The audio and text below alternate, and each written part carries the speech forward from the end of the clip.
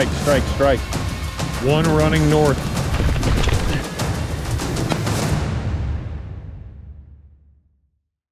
Welcome back to BattleLab. I'm your host, Garrett Smith, founder and CEO of Reveal Technology and Marine Corps combat veteran. We're here in South Central Texas, continuing to focus our training and experimentation on countering transnational criminal organizations.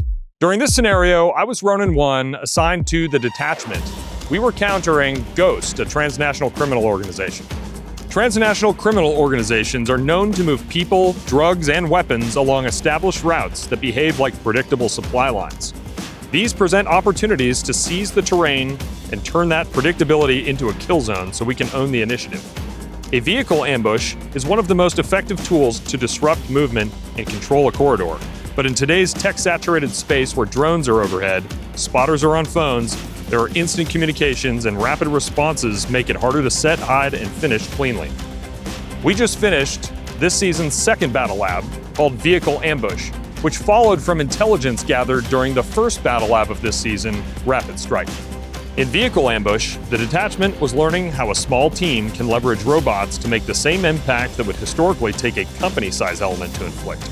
Can the detachment kill or capture the Ghost Commander? Or will the Ghost Commander make it to his pickup location before the detachment can eliminate him? Let's find out. All right, gentlemen, I'm Phil, X-Ray 1. I'll be the ground force commander for this operation.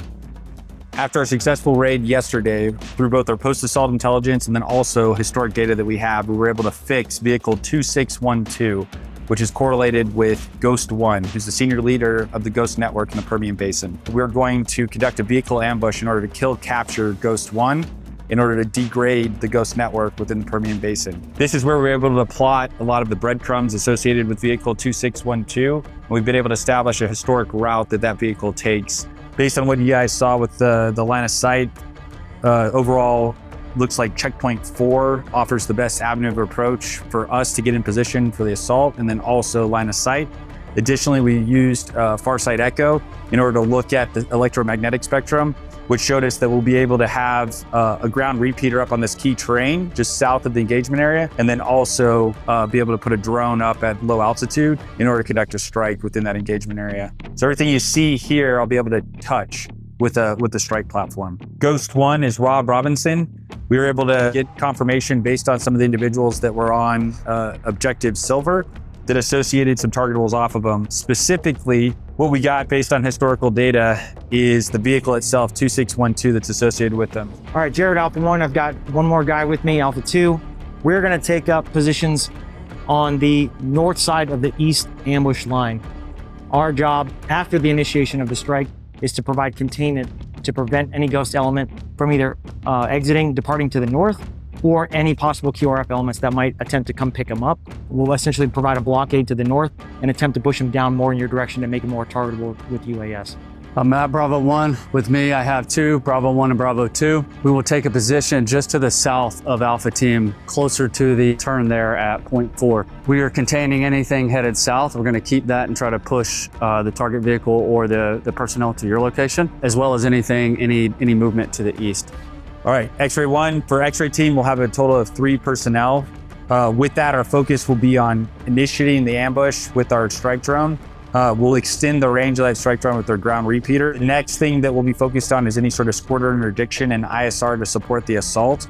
So Ronin 1, he'll be mainly piloting our tactical ISR, providing callouts to me so I can relay it to the team. And then I'll be focused on employing our secondary and tertiary strike platforms in order to identify and go ahead and strike and suppress any sort of squirters that come off of the vehicle, as well as to isolate the objective area to prevent any sort of enemy QRF of affecting you as well.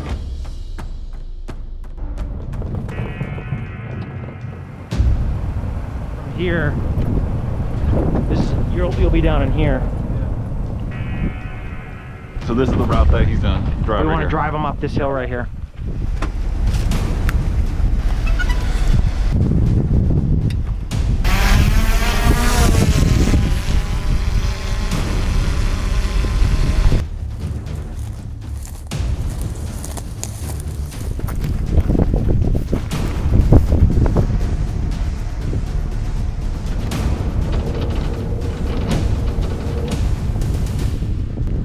This is X-ray 1, target vehicle in the picture.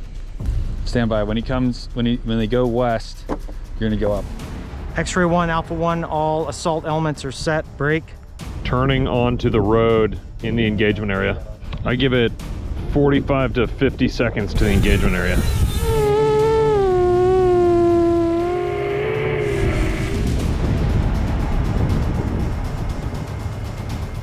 Green, green, green. Yeah, I got him. I got eyes on.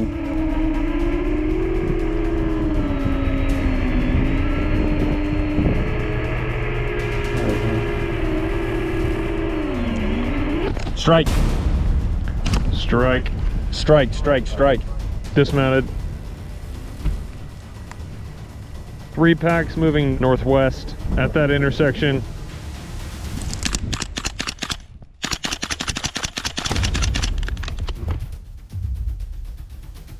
One running north.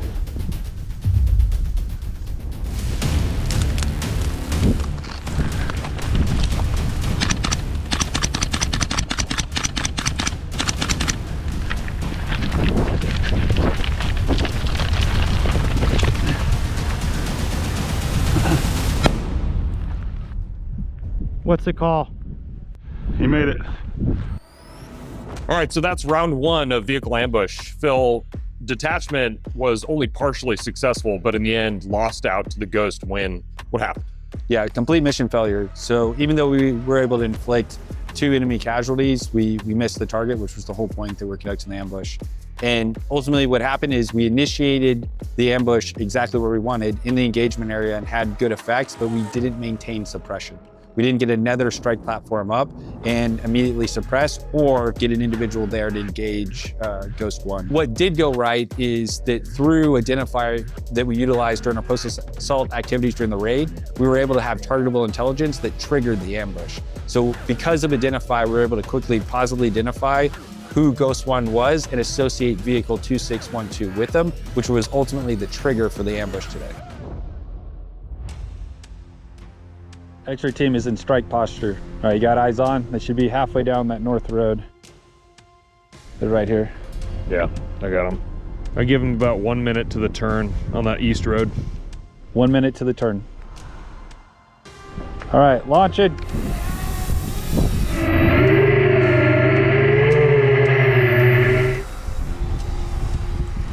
They are turning onto the east road.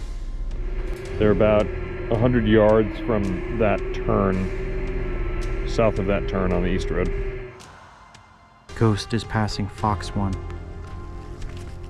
Okay, I think I have eyes on the target. They're going really slow. Real slow. Silver truck.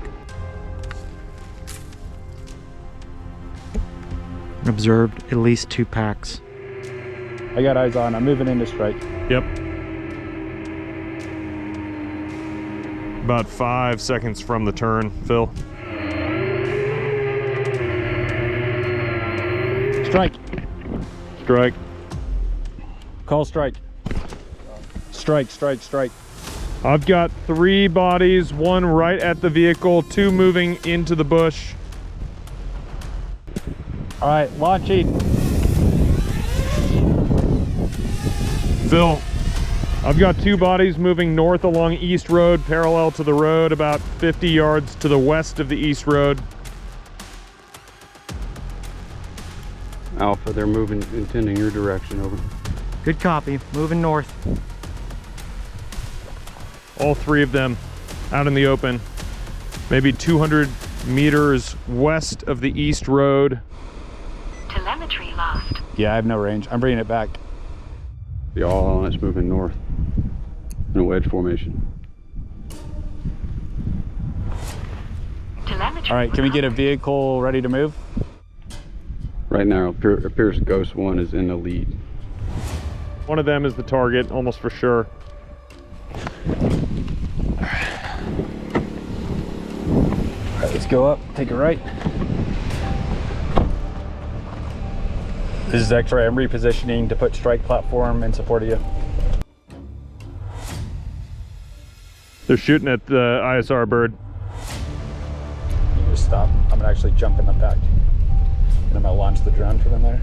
Great. You could reposition, orient it back towards. Alpha 1, Bravo 1. They're still heading your direction.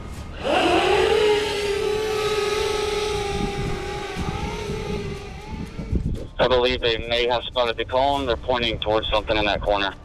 Alpha 1, do you see my location? Can you tell me when they're close? Roger, Alpha 2, I'll give you a heads up. This is Ronin 1. They are now jogging north on East Road at the bend. 100 meters from your location, Alpha 2. I'm gonna pop up here in just a minute, get them down, and 5 seconds.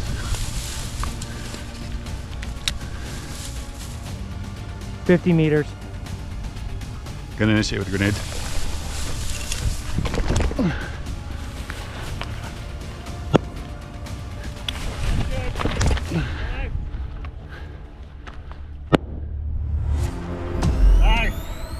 So that's round 2 of vehicle ambush. It was a detachment win this time. What went right?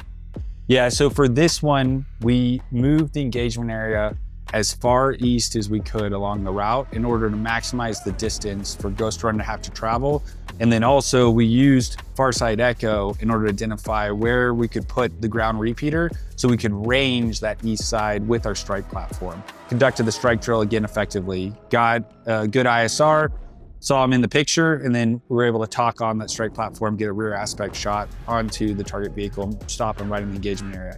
Improving from the first run, we moved our assault position so that we were ultimately cutting off his ability, Ghost One's ability, to move to either pickup site and just kept forcing him and closing that distance. And then we were able to get another strike platform up and push that up the south side in order to take away their ability to maneuver to the east.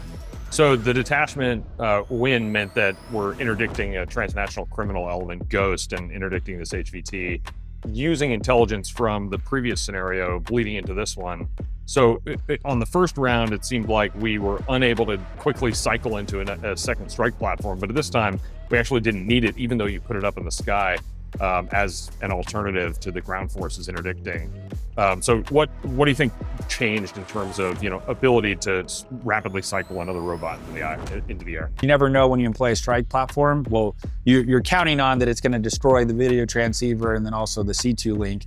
But what if it doesn't? What if it's a dud? Right. Well, that's still transmitting. So our second platform was on a different C2 and video link. And so when I pivoted to that second strike platform, I'm using a whole nother setup in controller and goggles for that in order to not have that interference. Because of that, we didn't have the range of the ground repeater. The takeaway there is we had done the analysis, we knew we needed that repeater for range. Either I gotta be ready to move right away in order to get in position and have that range with the second strike platform, or I've got to put another repeater up in order to be able to use it. Well, let's see how the detachment fares against the Ghost team in round 3.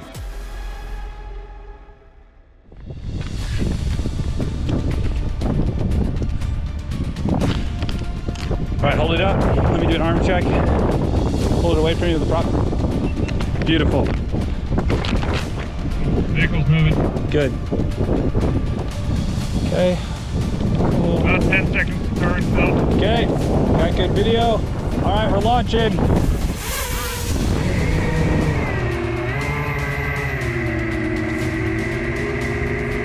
Target vehicle moving south along that road. How far away from the hill? 30 seconds, 40 seconds.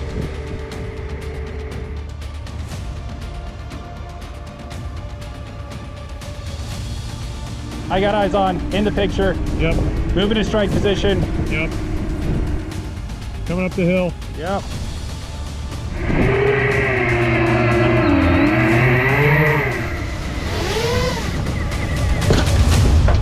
Strike.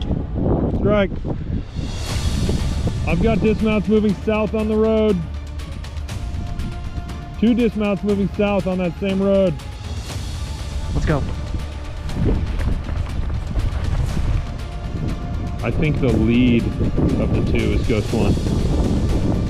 Lead of the 2? Yep. All right, launching.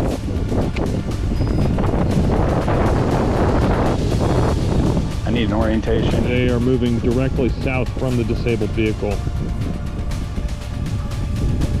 Directly south. How about they're going south? Alpha 2 and Bravo 1 are moving south. This is Alpha 1 moving to the southwest corner. Right. They crashed. God damn it. All right. Eyes on. They're moving over the high ground. Ooh, here we go, we're gonna take some risks. We're about to get ambushed. Ghost 1 in the lead, they're moving west. Ghost 1 in the lead, they're moving west. They probably saw us get up, that's fine. It'll be us, we're holding it down, final stand. They're moving directly towards the southwest. We need to reposition at the link-up site, the southwest corner. They're moving through the brush directly towards it. Roger, I'm moving to the ORP right now. 1 minute out. Alpha 1, this is X-ray 1. They're probably 400 meters out from that southwest corner. Hey! Just past Ghost 2 vehicle, QRF is on the hardball, moving east. They're moving to Fox 3. I'm gonna try to get ahead of them and cut them off. Roger, moving. We're going to the QRF vehicle. Bravo 1, this is X-ray 1. They've stopped. They're still over 400 meters away from F3, the southwest corner. All right, I've got them. They're in a security halt, taking a knee, 2 packs in the open. Of the 200, 1 is confirmed Ghost 1. They're now moving towards F3. All right, the 2 packs are moving due towards the pickup site. I've got 2 against 1 here.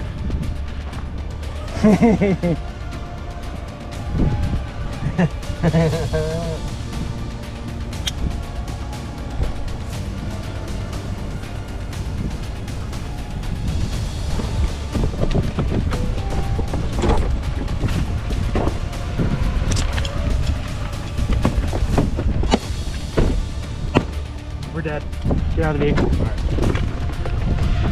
If that's you moving on the hardball, move out. Let's cut them off.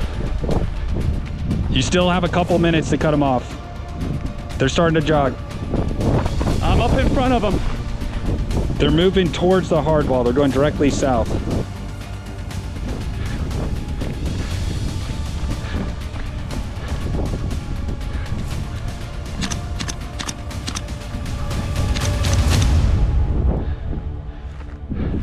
So that's the end of round 3, vehicle ambush. Phil, things went right again for detachment. We eliminated the Ghost 1 HVT on his way to the pickup site.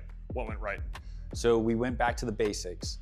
All right, so now that we were able to get the synchronization, the battle drill down of strike and then get effects on Ghost 1 right away, all right, how do we mitigate the exposure in the assault positions? Because Ghost also had tactical ISR and they also had strike platforms with it. And then for the tactical ISR, we knew we had to camouflage our assault positions, which is why we looked at line of sight on Farsight and identified kind of a reverse slope in IV line that Alpha team and Bravo team could hide behind. But we could only cover really 2 avenues, and then we use our secondary strike to cover another, which is why we gave Alpha 1 a vehicle, and we left that open for egress by Ghost because we knew that Alpha 1 could get in a vehicle, get to the hardball road, that high-speed avenue approach, and get to that southwest side and then close in on Ghost 1. Brilliance in the basics, infantry ambush, basic TTPs. Any infantry unit would know this, know how to set this in, but the ISR platform was able to queue so that we could direct with confidence what the Alpha and Bravo team. It's your LPOP. That's right. What do you put at the end of your ambush? Your listening post and observation post. Exactly. We just did it with a drone. Right. Well, I think the lesson's pretty clear. This is standard operating procedures from an infantry tactics, application standpoint, but being flexible to the adversary's toolkit, being flexible and dynamic and allowing your technology toolkit to augment and supplement and enhance, what are otherwise basic infantry capabilities and deploy them to great effect. Okay, so that's a wrap on the vehicle ambush scenario. As we continue to develop capability and tactics and techniques and integrating technologies to address transnational criminal organizations and the technology they bring to bear, in the next scenario, we're going to be countering some of those effects, specifically adversary. We have a detection of the Ghost ground control station